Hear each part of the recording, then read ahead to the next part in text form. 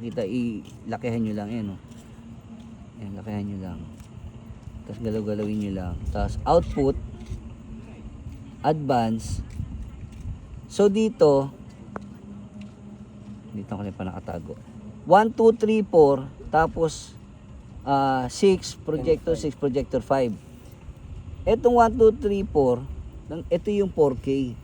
So kung may 4K dito, dapat nakalaan siya doon sa 4K ngayon. Bago natin simulan, lahat yan may display na naka-assign pero hindi natin sure, kaya dapat virtual lang muna. Pakita mo to, lahat virtual muna.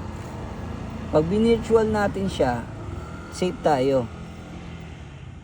Yan ito ni Sir. Yan. So kita lahat ulit, di ba? Wallpaper, naka-virtual lang. So hanapin natin ito. 1, 2, 3, 4. Anong resolution nung sama-sama yung 1, 2, 3, 4? Paano tayo magkamali?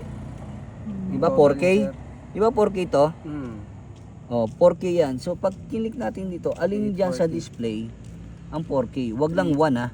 340. Yan. So tama. Pag kilik ko yan, yan lang yung 4K eh. So nawala na to. Tama ko. Yun ang hula natin.